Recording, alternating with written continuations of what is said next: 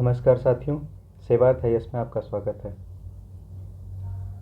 ये हमारे polity and governance series का तीसरा वीडियो है, जिसमें हम घटनाचक्र बुक में दिए हुए acts passed under the British crown जो 1858 से इंडिपेंडेंस यानी 1947 तक है, उसको कवर करेंगे बुक के माध्यम से।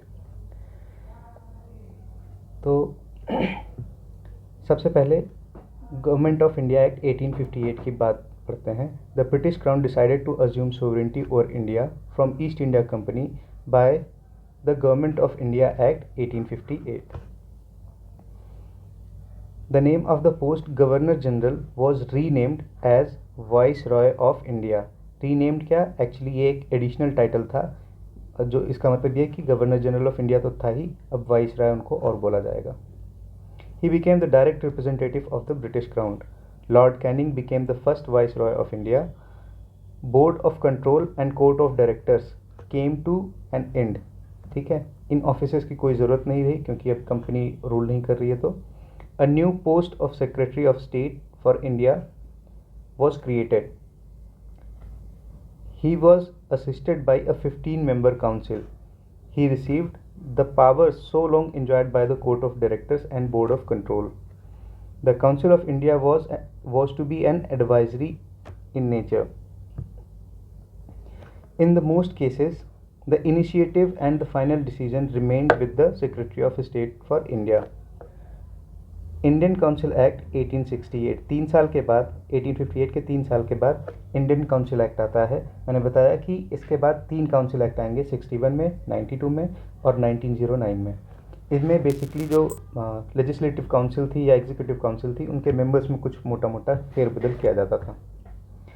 तो it initiated the participation of Indian representatives in law making process. अब तक की हिस्ट्री में पहली बार इंडियंस को लॉ मेकिंग प्रोसेस में पार्टिसिपेट करवाने की बात कही गई, जिसके थ्रू 3 इंडियंस को नॉमिनेट किया गया। पहले बताया है, पहले भी इसके भी राजा ऑफ बनारस, महाराजा ऑफ पटियाला और सर दिनकर राव। ठीक है, तो ये पहली बार इंडियंस को अकोमोडेट करते हैं, वो भी लेजिस्लेटिव काउंसिल में। अभी भी एग्जीक्यूटिव काउंसिल जो सरकार का एक स्वरूप हुआ करता था, उसमें अभी भी पार्टिसिपेशन नहीं था। The act restored the legislative powers of making and amending the laws to the provinces of Madras and Bombay and thus initiating the process of decentralisation.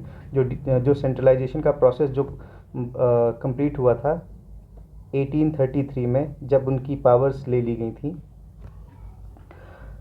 Provinces की पावर फोरफीट कर ली गई थी कोई भी कानून बनाने के लिए। तो अब वो प्रोसेस को रिवर्स करना शुरू हुआ, धीरे धीरे डिसेंट्रलाइजेशन ऑफ पावर यहाँ से शुरू होता है। The act empowered the viceroy to issue ordinances in case of emergency which were not to remain in force for more than 6 months. तो पहली बार ऑर्डिनेंस पास करने की power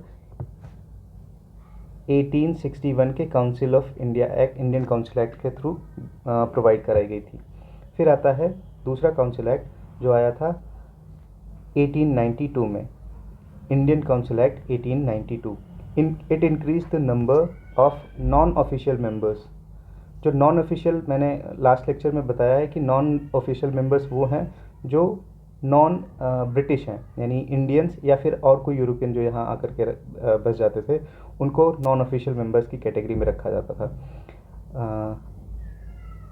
members both in central and in provincial legislative council but the maintain the official majority in the, यानी provincial legislature और central legislature दोनों जगह अभी भी ब्रिटिशर्स की ही मेजॉरिटी थी, ऑफिशियल मेजॉरिटी थी, नॉन ऑफिशियल्स अभी भी माइनॉरिटी में ही रहे। The Indian members were granted the right to ask questions and discuss the budget. पहली बार बजट को डिस्कस करने की बात कही गई इन द लेजिस्लेटिव काउंसिल, लेकिन अभी भी सप्लीमेंट्री क्वेश्चंस नहीं पूछ सकते थे और कोई भी सप्लीमेंट्री क्वेश्चंस नहीं पूछ सकते थे और कोई मोशन मूव करवाने का भी अधिकार अभी तक नहीं दिया गया था। This act introduced the principle of election through the word though the word election was very carefully avoided in it. यहाँ पे जो सेंट्रल लेजिस्लेटिव काउंसिल हैं, कुछ लोग, कुछ रिप्रेजेंटेटिव्स, चाहे ऑफिशियल हों चाहे नॉन ऑफिशियल हों, उनको चुन करके भेजे जाने का अधिकार था प्रोविंसेस से, लेकिन इलेक्शन वर्ड को स्ट्रिक्टली अवॉइड किया गया। अभी भी ये इनडायरेक्ट फॉर्म ऑफ इलेक्शन ही हुआ करता था। इसके बाद आता है 1909 में Indian council act. It was also known as Morley-Minto reform. Again Morley-Minto कौन थे, पहले भी बता चुके हैं। मोर्ले थे यहाँ secretary of state of that time, Minto थे viceroy of India. It provided for the first time for the association of Indians in the executive council. ये इंपॉर्टेंट है, एग्जीक्यूटिव काउंसिल में पहली बार इंडियंस को जगह मिली 1909 के काउंसिल एक्ट के through. इसके पहले लेजिस्लेटिव काउंसिल्स में तो थे, लेकिन एग्जीक्यूटिव काउंसिल में पहली बार है, यानी सरकार का पार्ट पहली बार बना। लेकिन इसमें भी एक कैविएट ये था कि जो भी इंडियन होगा उसको सारे पोर्टफोलियो तो दे सकते हैं, लेकिन कमांडर इन चीफ अभी भी नहीं बनाएंगे। ठीक। और जो पहले ऐसे मेंबर थे उनका नाम था Satyendra Prasad Sinha, who became the first Indian to join the viceroy's executive council. He was appointed as a law member. The functions and size of legislature both at the center and in the provinces was enlarged. The member of the council were given the right of discussion and asking supplementary questions. तो पहली बार supplementary question पूछने के और कोई motion भी move करवा सकते थे अगर चाहें तो। इसका अधिकार कब मिला? 1909 में। The act provided separate electorate for Muslims. तो कुछ अच्छी चीज़ें हुई, तो एक बहुत बड़ा नेगेटिव पॉइंट इसका ये था कि मुस्लिम्स के लिए सेपरेट इलेक्टोरेट की व्यवस्था की गई, यानी यहाँ से कम्युनल रिप्रेजेंटेशन का आइडिया पहली बार भारत में इंट्रोड्यूस किया गया। And hence Minto came to be known as the father of communal electorate in India.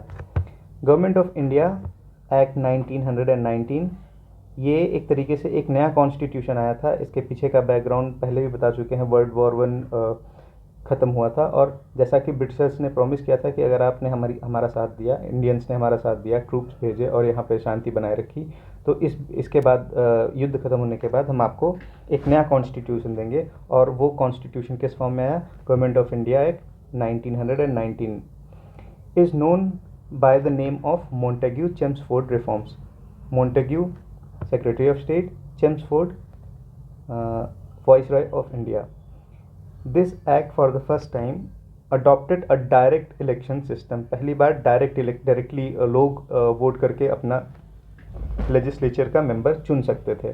लेकिन अभी भी जो इलेक्टोरेट था, जो आपका कितने लोग वोट दे सकते हैं, वोटिंग राइट्स बहुत ही नैरो थी। Not even 10% of the people get to vote for the elections. Principle of communal representation was extended, providing separate electorates for Sikhs, Indian Christians, Europeans and Anglo-Indians. It introduced bicameralism, दूसदनात्मक व्यवस्था की बात कही गई eight the centre में। ठीक है। It separated various subjects as the central and provincial subjects. जितने भी सब्जेक्ट थे उनको प्रोविंशियल और सेंट्रल सब्जेक्ट में बांट दिया गया। साथ ही साथ bicameral central legislative could make law for whole of India, British India. It introduced diarchy, क्या होती है पिछले लेक्चर में एक्सप्लेन किया है, in the provinces। और साथ ही provisional subjects were further divided into 2 parts। जो provinces को सब्जेक्ट डिवाइड भेजा गया था उसी को डायरकी बेसिकली कहते हैं। उनमें से कुछ प्रोविंशियल लेजिस्लेचर को होंगी, जिसको ट्रांसफर्ड सब्जेक्ट बोला गया, और रिजर्व सब्जेक्ट बोला गया उनको जो गवर्नर प्रोविंस के गवर्नर के पास रहेगी। For the first time the term responsible government was used. Under this act a commission was to be constituted after 10 years which will review the working of this act and present its report. In November 1927, 2 years before the schedule, the British government announced the appointment of a 7-member statutory commission under the chairmanship of Simon to report condition of the India under the new constitution. The commission was hence called the Simon Commission. इसके बाद Simon commission ने अपनी report submit करी 1930 में, 1930 में, और कुछ round table conferences के सुझावों को भी लेते हुए फिर गवर्नमेंट ऑफ इंडिया एक्ट 1935 भेजा गया इंडिया में. ये सबसे ज़्यादा इम्पोर्टेंट है ऑफ द ऑल एक्ट्स जो अभी तक हमने पढ़े हैं जो ब्रिटेन से आए थे. इसके प्रोविजंस देखते हैं. It provided for the establishment of all India federation consisting of provinces and princely states as a unit. ठीक, एक फेडरेशन बनाने की बात कही गई जिसमें प्रिंसली स्टेट्स और ब्रिटिश इंडिया दोनों ही एज अ यूनिट उसमें शामिल होंगे. It introduced dyarchy at the centre. जो डायरकी अभी तक स्टेट में थी उसको वहाँ से अबॉलिश करके सेंटर में लेकर के आए. It provided for the establishment of reserve bank of India. उस समय फेडरल बैंक के नाम से जाना जाता था, बाद में चल के रिजर्व बैंक ऑफ इंडिया हो गया. To control the currency and credit of the country. The principle of communal representation was further extended by providing the separate electorates for depressed classes जिसमें शेड्यूल कास्ट यानी SCs, women और labours को शामिल किया गया. A federal court was set up in 1937 through this act जो आज का सुप्रीम कोर्ट का प्रिकर्सर था. This act separated Burma from British India and the establishment of two new provinces. Sindh और उड़ीसा नाम के दो नए प्रोविंस इस्टेब्लिश किए और बर्मा को काट के इंडिया से, ब्रिटिश इंडिया से अलग कर दिया. It introduced bicameralism in 6 out of 11 provinces. तो टोटल उस टाइम पे 11 प्रोविंसेस थे और 11 में से 6 द्विसदनात्मक व्यवस्था की गई. बाईकैमरलिज्म का प्रोविज़न किया गया. आज कौन कौन से हैं वो कमेंट में लिखिएगा. आज भी 6 ही हैं. कौन कौन से नाम आप बिना गूगल किए कमेंट में लिखिएगा. India independence act 1947 declared India. Next act आपका जो है वो है independence act. It declared India to be an independent and sovereign nation on 15th of August 1947. It abolished the office of Viceroy and a Governor General was appointed for each dominion. It dropped the title of Emperor of India from the royal titles of the King of England. तो आइए आप questions पे ध्यान देते हैं. Question कौन कौन से इस टॉपिक से पूछे गए हैं. पहला क्वेश्चन है, read the following statements with reference to Indian council act 1861 and choose the correct options. Statement number 1 है, as a result of this act total members of executive council of governor general became 7. ऐसी direct information हमने नहीं पढ़ी है, आगे देखते हैं बाकी के स्टेटमेंट्स. दूसरा स्टेटमेंट है, for legislative work number of additional members could be minimum of 6 and maximum of 12. ऐसी भी डायरेक्ट इन्फॉर्मेशन हमें नहीं मिली. इसको भी हम अभी के लिए छोड़ के तीसरे स्टेटमेंट पे आते हैं. तीसरा स्टेटमेंट कहता है, the differentiation was made no differentiation was made between state and central subject. तो ये हमने ऊपर अभी पढ़ा है कि ये काम हुआ था 1919 में, यानी सेंट्रल और प्रोविंशियल सब्जेक्ट्स, फेडरल और प्रोविंशियल सब्जेक्ट्स के लेजिस्लेटिव जो सब्जेक्ट्स थे उनका डिवीज़न हुआ था 1909 में. तो ये स्टेटमेंट आपका सही है. तीसरा स्टेटमेंट सही होते ही ऑप्शन नंबर डी तो एलिमिनेट हो गया. अब आइए फिर से ऊपर ध्यान देते हैं कुछ इन्फॉर्मेशन अगर नहीं मिल पाती है तो. पहला स्टेटमेंट देखते हैं, अ रिजल्ट ऑफ दिस 1861 की बात हो रही है. As a result of this act total members of the executive council of governor became 7. तो इसके जहाँ कहीं भी एग्जीक्यूटिव काउंसिल के मेंबर्स की संख्या आई है एक बार इसको ध्यान करते हैं. तो सबसे पहले आया था कि 1833 में 4th member to the executive council add किया गया था. और वो कितने हो गए, कौन सा मेंबर था, चौथा मेंबर था. कौन इंक्लूड किया गया था, Lord Macaulay as a law member. ठीक है. इसके बाद हमको 1919 का एक प्रोविज़न याद है.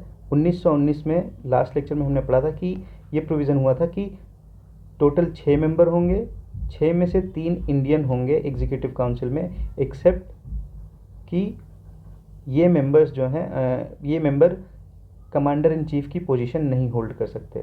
तो अभी भी यहाँ बढ़ा करके 6 ही किया गया। ठीक, तो 1919 में 6 हुए, उसके पहले 1861 से पहले 33 में 1833 में भी 4 ही हुए थे, तो कहीं भी 7 तक पहुंचने की बात नहीं हुई है, तो हम इस स्टेटमेंट को गलत मानेंगे। अब इस स्टेटमेंट को गलत मानने के बाद पहला स्टेटमेंट अगर गलत कर दिया तो ऑप्शन नंबर ए कट गया और ऑप्शन नंबर सी कट गया। जो हमारे पास बचा हुआ ऑप्शन है वो है ऑप्शन नंबर बी। होपफुली यही सही होना चाहिए जी। इस तरीके के ट्रिवियल फैक्ट्स जनरली पूछे नहीं जाते, लेकिन छत्तीसगढ़ और मध्य प्रदेश के आयोग को पता नहीं क्या लगता है कि वो कितने अंदर की बात खोज करके निकाल लेंगे। इन जानकारियों का अब कोई रिलेवेंस नहीं रह गया है। ठीक है, आइए फिर भी एक बारी डिटेल पढ़ लेते हैं। The Indian council act 1861 transform the viceroy's executive council into a miniature cabinet run on the portfolio system for the executive functions of the council. A fifth member was added, यानी जो 7, जिसमें 7 लिखा था तो 7 नहीं, इस बार टोटल 5 हुए। तो अब आगे के लिए याद रखेंगे कि 1861 में के काउंसिल एक्ट के थ्रू जो मेंबर्स एग्जीक्यूटिव काउंसिल के मेंबर्स थे उनकी संख्या 5 कर दी गई थी। Now there were 5 members for home, military, law, revenue and finance for legislative work. The number of additional members could be minimum of 6 and maximum of 12 nominated by the governor general for a period of 2 years। ठीक है, और इसी में हमको याद है कि 61 में ही प्रोविज़न किया गया था जिसमें इंडियंस को भी शामिल किया गया था। तो ये कहा गया कि जितने भी मेंबर आप नॉमिनेट कर रहे हैं उसमें कम से कम आधे इंडियंस होने चाहिए। तो 3 लोगों को शामिल किया गया था, पटियाला के महाराजा, राजा ऑफ बनारस और सर दिनकर राव को। तो ये वही उसी प्रोविज़न की बात कर रहे हैं। तो 6 टोटल कम से कम कर सकते थे, मैक्सिमम 12 कर सकते थे, उन्होंने 6 किया होगा, जिसकी वजह से उनको 3 इंडियन यानी नॉन ऑफिशियल मेंबर्स को अपॉइंट करना पड़ा। Out of these at least half of the additional members were to be non officials. वही बात जो भी मैंने हिंदी में बोली। No differentiation was made between the state and central subject, yes, because it was done in 1919। दूसरे सवाल पे आते हैं। Read the following statements with respect to the Indian Council Act 1892 and choose the correct options। पहला है it was implemented in 20th of June 1892। तो आया तो 1892 में था, लेकिन इम्प्लीमेंट कब हुआ था इसकी जानकारी हमने ऊपर कहीं नहीं पढ़ी, तो इसको अभी हम छोड़ देते हैं। दूसरा है out of 24 members 5 non government, out of total 24 members 5 were non government members. 1892 में 24 मेंबर होने की बात तो नहीं कही थी, उस टाइम तक जितने भी मेंबर थे वो टोटल बढ़ करके 16 हुए थे मैक्सिमम। तो ये स्टेटमेंट भी आपका गलत हुआ है। लास्ट स्टेटमेंट है members were given the right to ask supplementary questions. तो ये भी 1892 में बिल्कुल नहीं हुआ था, सप्लीमेंट्री क्वेश्चन पूछने का अधिकार मिला था 1909 में। तो ये स्टेटमेंट भी गलत है। तो ओनली वन, सिर्फ पहला ही सही हो सकता है और ऐसा कोई ऑप्शन दिया नहीं है। इसका मतलब ये तीनों ही स्टेटमेंट गलत होने चाहिए, इसीलिए यहाँ पे आंसर नहीं दे पाए। एनीवे डिटेल पढ़ते हैं। The British parliament passed the Council Act of 1892।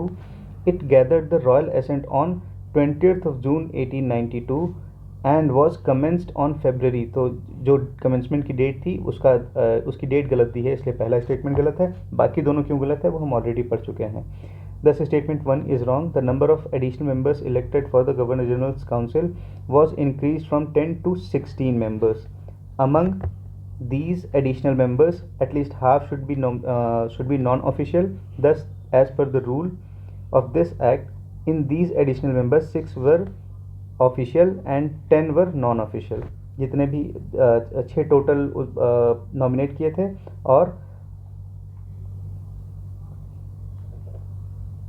in these additional members 6 were official and 10 were non-official। तो ये स्टेटमेंट भी थोड़ा उल्टा पुल्टा सा है, एक बार इसको चेक कर लीजिएगा। In non official members both Indian and Europeans are included, thus statement number 2 is wrong. In this act right to discuss the budget was given but members were not given the right to ask supplementary questions, और motion move करने का भी अधिकार यहाँ तक नहीं दिया गया था। तीसरे सवाल पे आते हैं। विच of the following act legislative council of India received the power which of the following act legislative council of India received the power to discuss budget? तो कौन से में हुआ था बजट डिस्कस करने का पावर? 1892 में। सप्लीमेंट्री क्वेश्चन अगर पूछता तो 1909 होता, लेकिन यहाँ बजट डिस्कस करने की बात कही गई तो 1892 होगा। The Indian council act 1892 increase the functioning of legislative councils. The council were given the power of discussing the budget and addressing questions to the executive, लेकिन पहली बारी एक सप्लीमेंट्री क्वेश्चंस नहीं। नेक्स्ट पे आते हैं। विच of the following act provided for communal representation in British India? तो पहली बार कब हुआ था? मोरले मिंटो रिफॉर्म्स या फिर इंडियन काउंसिल एक्ट 1909 के through. The Indian council act 1909 introduce the separate electorate for Muslims, introduced the separate electorate for Muslim community and thus sowed the seeds of separation that eventually led to the partition of the country. Next question. The Act of 1909 was associated with, तो 1909 में क्या खास काम हुआ था? Introduction of separate electorate, हाँ ये बहुत बड़ा काम हुआ था, तो ए सही है। बाकी भी देख लेते हैं। डिसेंट्रलाइजेशन समवॉट, लेकिन ये बहुत इंपॉर्टेंट नहीं था। डायरकी इसमें नहीं, 1909 में। लेजिस्लेटिव काउंसिल, तो ये तो बहुत, लेजिस्लेटिव काउंसिल में तो हर बार छेड़छाड़ की गई थी, तो ये कोई मतलब इंपॉर्टेंट चीज़ नहीं है। जो सबसे इंपॉर्टेंट चीज़ थी वो यही था कि introduction of a separate electorate हुआ था इन 1909। By which one of the following act was the federal court of India created? जो आज का सुप्रीम कोर्ट है और तब का फेडरल कोर्ट हुआ करता था, वो हुआ था गवर्नमेंट ऑफ इंडिया एक्ट 1935 से, 35 से। तो यहाँ पे कोई भी ऑप्शन सही नहीं, इसलिए D. The federal court of India was established by government of India act 1935 on October 1st 1937। Sir Maurice Gwyer was the first chief justice. तो सुप्रीम कोर्ट जो 1774 में बना था, उसके चीफ जस्टिस ऑलरेडी पूछे जा चुके हैं, तो ऐसा कोई रीज़न नहीं कि इस बार का चीफ जस्टिस नहीं, जो फेडरल कोर्ट हुई थी उसके पहले चीफ जस्टिस का नाम ना पूछे, तो ये नाम याद रखिएगा, मॉरिस गायर।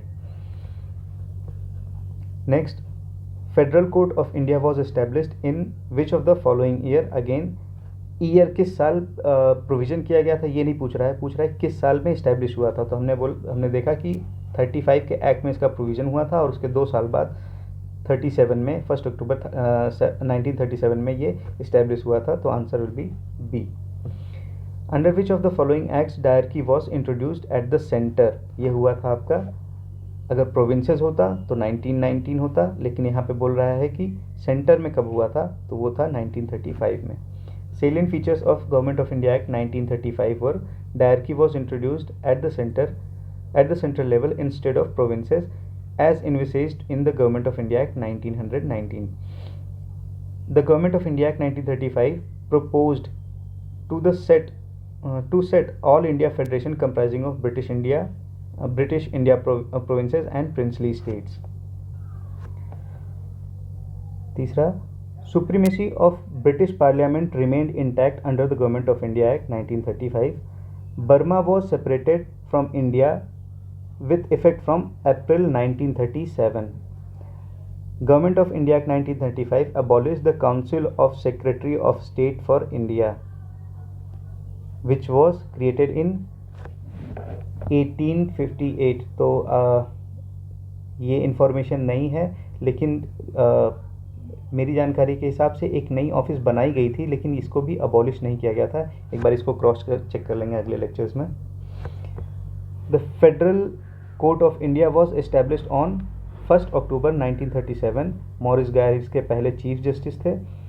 The central federal bank was established under this act which was later known as the reserve bank of India. जो RBI आज की है, वो पहले सेंट्रल फेडरल बैंक हुआ करती थी, जो 37 में इस्टेब्लिश करी गई थी।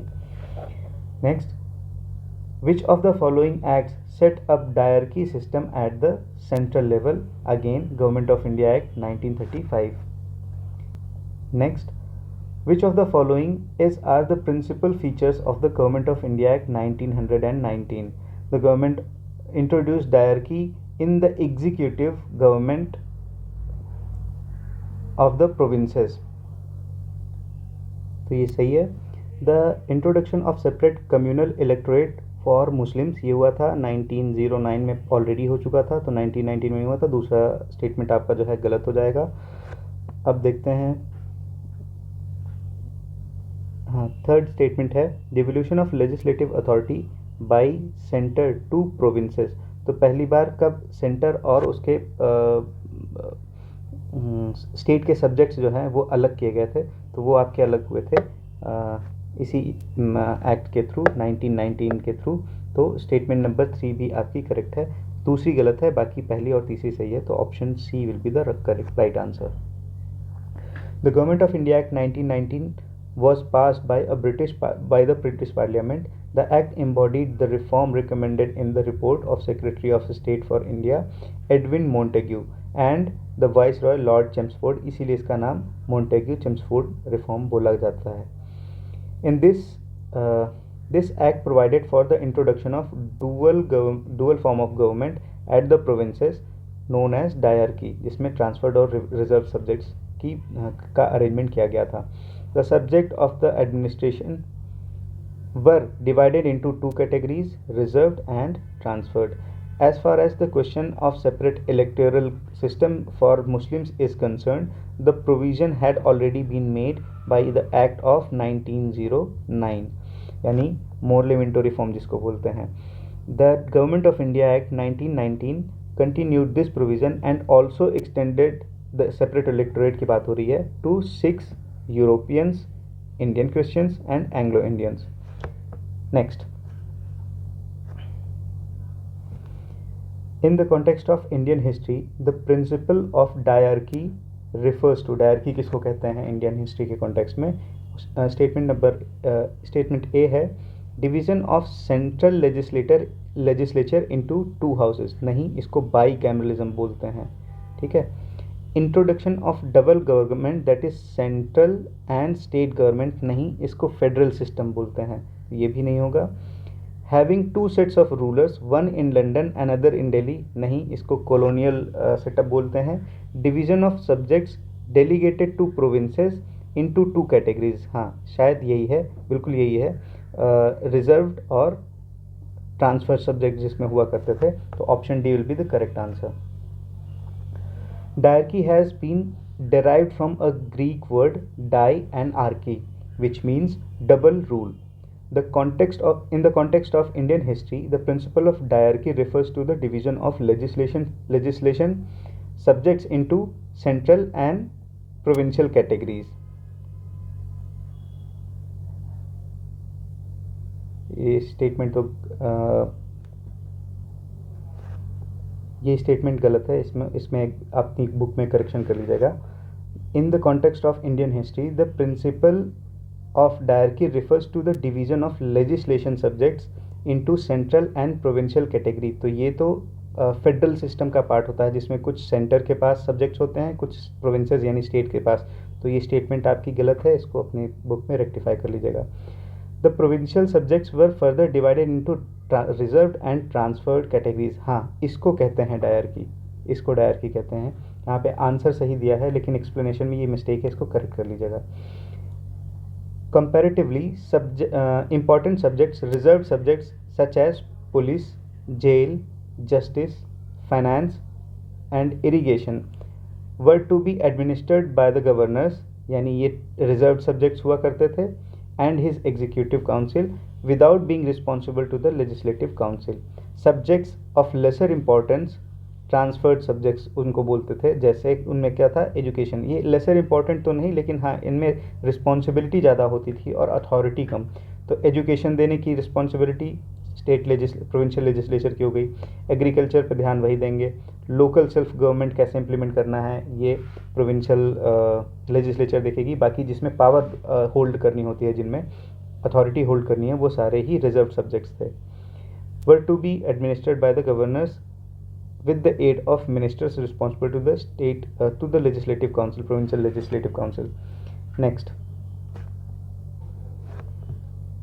12th है, in the Government of India Act 1919 the functions of the provincial government were divided into reserved and transfer subjects. Which of the following were treated as reserved subjects? अब हमने कहीं एक्सप्लिसिटली ये पढ़ा तो नहीं कि कौन से ट्रांसफर्ड है कौन से रिजर्व्ड है, बट कॉमन सेंस के बेसिस पे हम अंदाज़ा लगाते हैं कि कौन सा ट्रांसफ़र हो सकता है, कौन सा रिजर्व हो सकता है।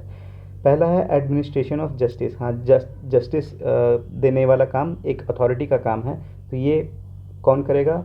इससे अगर जस्टिस देने का काम अगर स्टेट लेजिस्लेचर के हाथ में आ गया, जहाँ पे मेजॉरिटी थी इंडियंस की, नॉन ऑफिशियल मेंबर्स की, तो फिर ब्रिटिश ऑफिशियल्स को दिक्कत हो सकती है, तो ये तो नहीं ट्रांसफ़र करेंगे।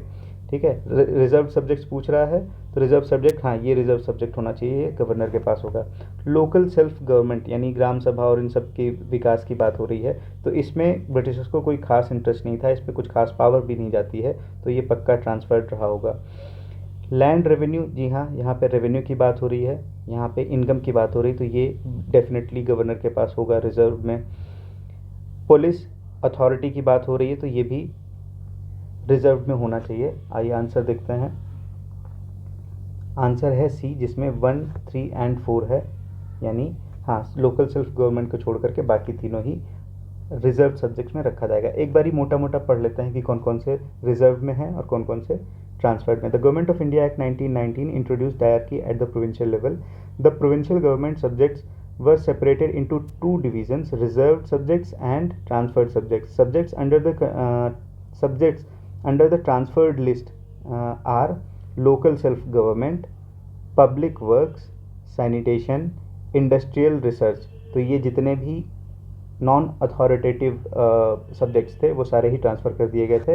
And the subjects under reserved list included are judicial administration, press, हाँ क्योंकि प्रेस पे कंट्रोल करना होता था, लैंड रेवेन्यू क्योंकि वहाँ से इनकम आती है, फॉरेस्ट क्योंकि उनको फॉरेस्ट के रिसोर्सेज चाहिए होते थे, वाटर, लेबर सेटलमेंट डिस्प्यूट क्योंकि उनको इनडिस्क्रिमिनेटली काम करवाना होता था, agricultural loans, police and prison, ये सारे ही आपके रिजर्व सब्जेक्ट्स होते थे। एक दो बारी पढ़ेंगे मोटा मोटा तो आइडिया लग जाएगा, नहीं भी पढ़ा आएगा तो आप एक इंटेलिजेंट गेस कर पाएंगे।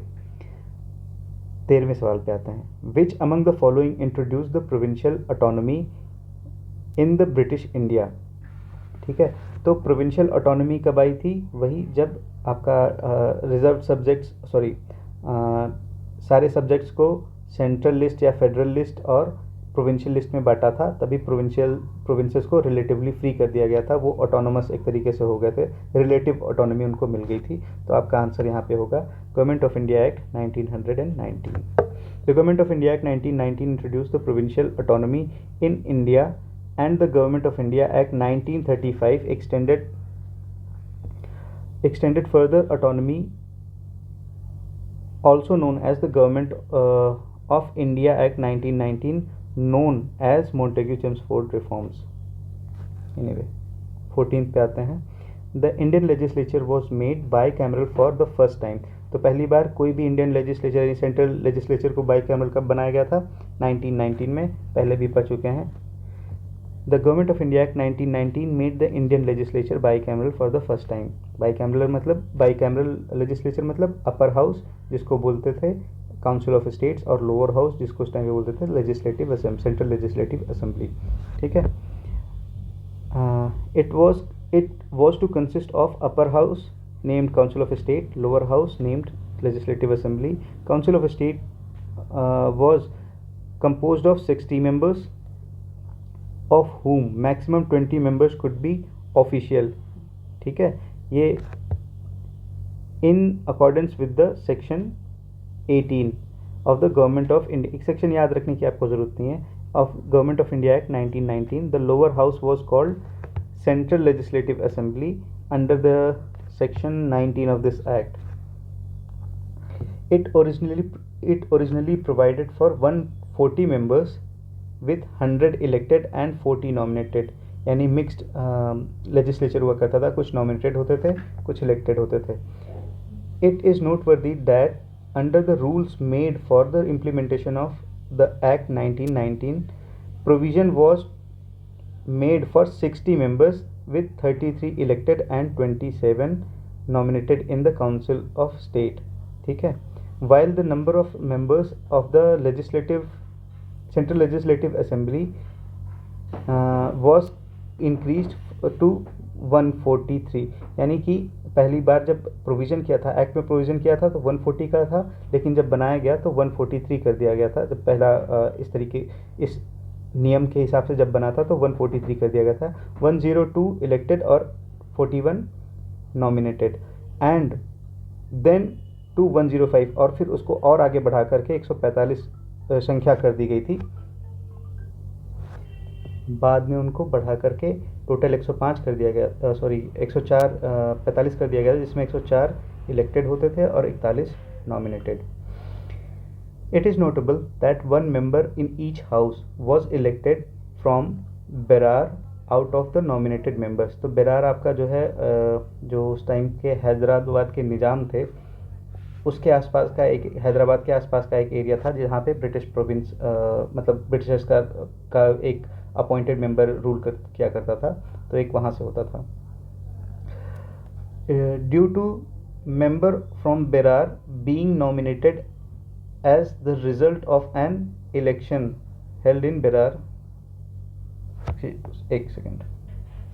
हाँ, तो due to member from Berar being nominated as a result of an election in Berar, it has been included in the number of elected members. यानी यहाँ बेरार में बेरार से नॉमिनेट करके मेंबर आने की बात हुई थी, लेकिन ये नॉमिनेशन भी इलेक्शन बेस्ड था. पहले इलेक्शन होता था, फिर जो इलेक्ट हो गया है उसी को कंपनी नॉमिनेट करती थी. कंपनी कह रहे हैं, गवर्नर जनरल या वाइस रॉय नॉमिनेट करते थे, इसलिए उसको इलेक्टेड मेंबर्स में भी कभी कभी गिना जाता था. Next, which of the following act introduce the bicameral legislature. तो ये पहले ही कई बार पढ़ चुके हैं. Act of 1919. 16th है, consider the following statements. The Montagu Chelmsford reforms of 1919 recommended the granting voting rights to all the women above age of 51. तो ये बहुत ही एब्सर्ड सी स्टेटमेंट है, ये तो 100% गलत है, क्योंकि बहुत बढ़ा देने के बाद भी हमारी जो 1935 में थी जो टोटल फ्रेंचाइज हुआ था वो 10% हुआ था. अगर सारी ही विमेंस को यूनिवर्सल एडल्ट फ्रेंचाइज या फिर ऐसा कुछ कर देते तो ये कहीं 60-70 के आसपास जा कर के बैठता, या 50-55 के आसपास जाके बैठता. तो अब्सर्ड है. और वैसे भी 1919 तक तो इंग्लैंड अपने यहाँ की औरतों को इस तरीके से वोटिंग राइट नहीं दे पाया था. थी कुछ वोट देने का अधिकार था, लेकिन वो राइट जो है यूनिवर्सल एडल्ट फ्रेंचाइज नहीं था for women, rather it was based on education, property and taxes. तो ये अपने यहाँ खुद जाकर के 1928 या 30 के आसपास देते हैं, 1928 शायद 28 में जाके देते हैं. तो इंडिया में कहाँ से दे देंगे. तो ये तो बहुत ही एब्सर्ड स्टेटमेंट है, गलत ही होनी चाहिए. The government of India act 1935 gave women reserved seats in legislature. हाँ, तो ये हुआ था. रिजर्वेशन जो है 35 में, हमने पहले भी पढ़ा है कि सेपरेट इलेक्टोरेट दिया था 35 में, एक्सटेंड किया था किसको विमेन के साथ साथ दलित्स को और लेबर्स को. तो ये अनटिल एंड अनलेस उनके लिए सीट रिजर्व हो, कैसे ही क्या कहते हैं सेपरेट इलेक्टोरेट होगा. तो ये स्टेटमेंट आपकी सही है, तो option B will be the correct answer. In 1918 when Britain granted limited suffrage to women property holders, the law did not apply to British citizens in other parts of the empire, despite all India women's. ठीक है, यानी कहने का मतलब ये है कि 1918 में ब्रिटेन ने जब granted limited adult suffrage to property holders, यानी इन्होंने इस साल में 1918 में ब्रिटेन ने अपने यहाँ कुछ महिलाओं को वोट देने का राइट दिया था और बाकी जगह तो वो भी नहीं दिया था, यानी कोई वोटिंग राइट्स नहीं थे. Despite all India women's deputation led by Sarojini Naidu to Edwin Samuel Montagu, the Secretary of State of that time. India women's demands were ignored in the Montagu-Chelmsford reforms, though they were not granted voting rights nor the rights to stand in the election. ये 1919 की बात हो रही है.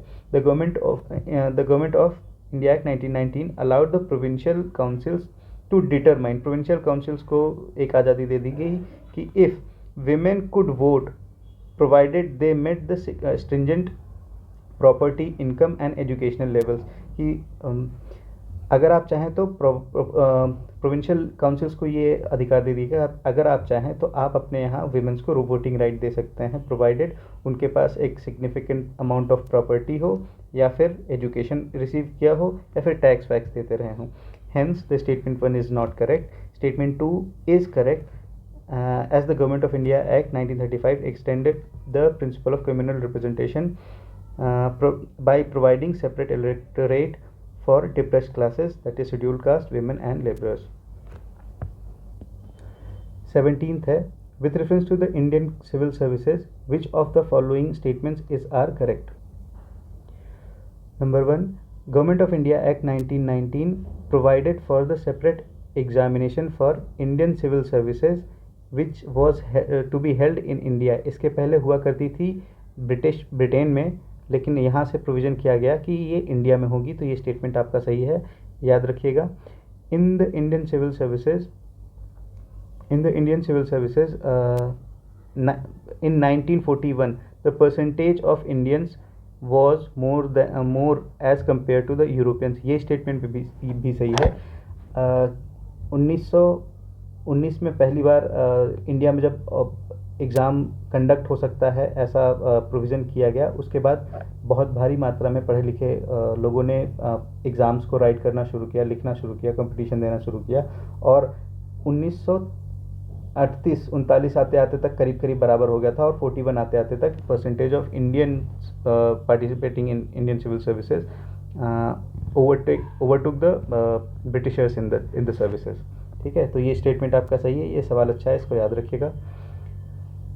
Both statements are correct. Following the Lord Macaulay's report, the Select Committee of the British Parliament, the concept of merit-based civil services in India was introduced in 1854. तो पहली बार merit based जो services थी, एग्ज़ाम होने की जो बात हुई थी जिसमें इंडियंस भी पार्टिसिपेट कर सकते थे, वो 1854 में हुई.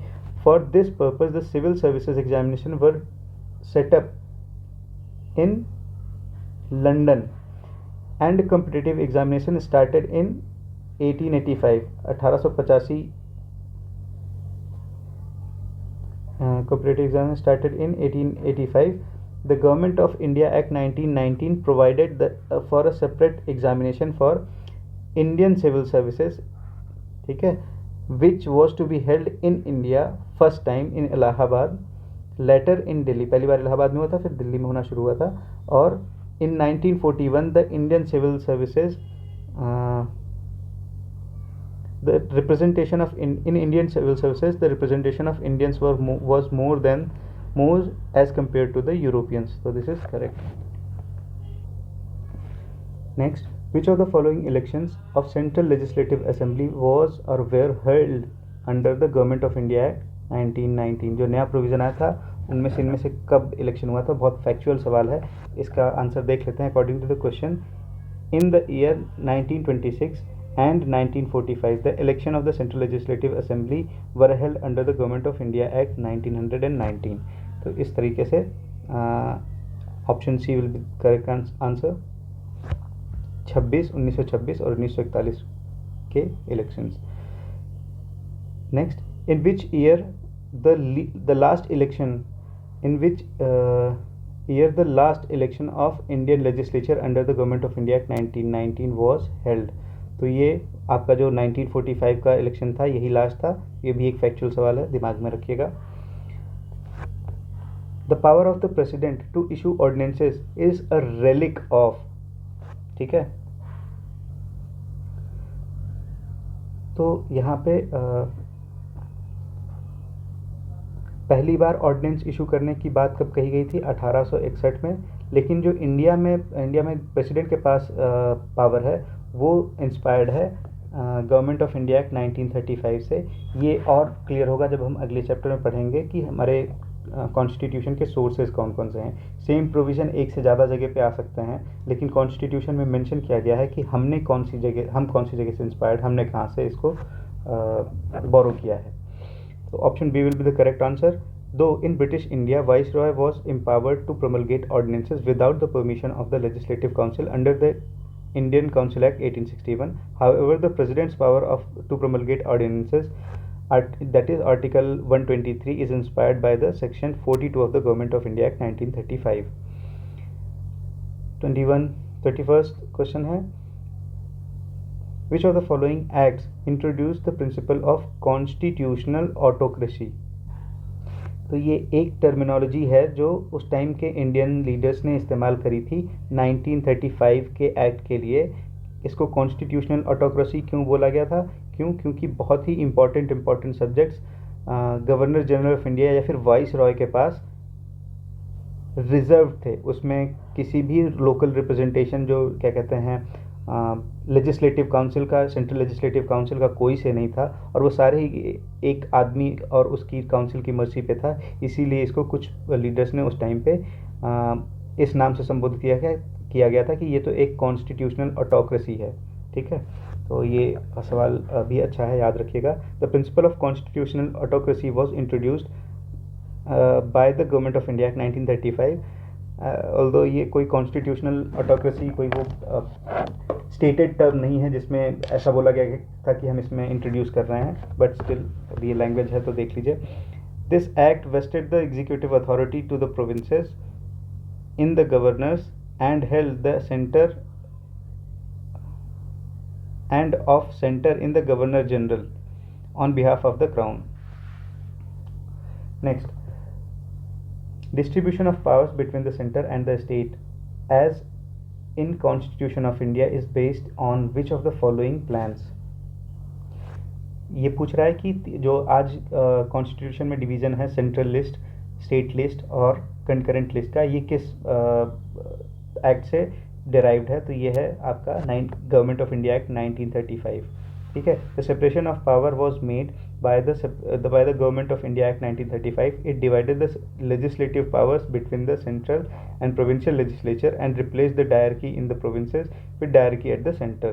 The act also envisages the establishment of federation of India made up for both British India and some of the princely states. However, this part was never implemented. Next, one amongst the following was not salient feature of the Government of India Act 1935. पहला है The Act provided for an all India federation. हाँ, इसमें व्यवस्था की गई थी, हालांकि कभी हो नहीं पाया, बट व्यवस्था तो फिर भी करी गई थी। ठीक, तो ये है residuary subjects were allocated to provincial legislature. ये तो हास्यास्पद बात है, सेंट्रल लेजिस्लेचर को भी नहीं मिला था, रेजिडिवरी सब्जेक्ट्स दिया गया था गवर्नर जनरल ऑफ इंडिया या फिर उस टाइम के वॉइस रॉय को। तो यही स्टेटमेंट आपका गलत है, तो option B will be the correct answer.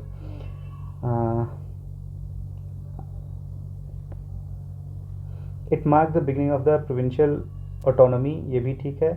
It abolish the diarchy at the provincial level and introduce at the centre, ये भी सही है। Option B will be the correct answer. Next question, a federal system and diarchy at the center was introduced by in India by again 1935. Next, the provision for the establishment of All India Federation was made in 1935. Next, which of the following acts provided for the federal polity in India? Again 1935. Next, in the Federation Establishment of the Government of India Act 1935, residuary powers were given to the, तो वही governor general of India, federal legislature नहीं, provincial governors नहीं, governor general of India. ठीक है, governor general of India. Next, the federal system proposed under the government of India act 1935 was all India federation, federation of India, United India या फिर Indian confederation, तो उसमें नाम जो इस्तेमाल हुआ था वो आपका फेडरेशन ऑफ इंडिया बोला गया था, ऑल इंडिया फेडरेशन नहीं था, क्योंकि उसमें सारे प्रिंसली स्टेट्स को शामिल करने की बात नहीं हुई थी। कुछ बहुत पावरफुल थे, उनको पता था ये शामिल नहीं होंगे, छोटे छोटे राजाओं को शामिल करके एक फेडरेशन बनाने की बात हुई थी। Next, which of the following is not an important and permanent constituent of the constitutional history of India as adopted in the Government of India Act 1935? Which of the following is not an important permanent constituent of the federal constitutional history of India as adopted in the Government of India Act 1935? तो क्या नहीं था? हाँ, a written constitution of the country, यानी एक कोई written constitution बनाने की बात नहीं हुई थी, तो ये ही आपका जो है गलत है। बाकी सारी चीज़ें तो थी, तो आपका आंसर हो जाएगा A, elected representative responsible for legislature, true, envisaging a scheme of federation, true, एक फेडरेशन बनने की बात हुई थी। Nomination of official members to legislature, ये भी बात सही है। एक बारी फिर से इसमें देख लीजिएगा, जो 28th क्वेश्चन है, इसमें दिया है कि the federal system proposed under the government of India act 1935 was all India federation of India United. एक ऑल इंडिया फेडरेशन नाम तो यही यूज़ किया गया था, ऑल्दो ये प्रोविज़न किया गया था कि मतलब आज की पूरे इंडिया में तो नहीं फैला होगा, क्योंकि कुछ प्रिंसली स्टेट्स बहुत पावरफुल थे, लेकिन नाम यही इस्तेमाल किया गया था। ऑल्दो यहाँ पे आंसर भी दिया है, एक बार इसको क्रॉस चेक कर लीजिएगा। ये स्टेट के जो एग्ज़ाम्स होते हैं उसमें ऑप्शंस बहुत ऊट पटांग आते हैं और कभी कभी आंसर्स भी, तो एक बार इसको क्रॉस चेक कर लीजिएगा। एनीवे, नेक्स्ट क्वेश्चन पे चलते हैं। Why the government of India act 1935 important, क्यों है भाई important? It is the main source of the constitution of India. मैंने लास्ट लेक्चर में भी बताया है कि हाँ, ये सबसे इम्पॉर्टेंट एक्ट है।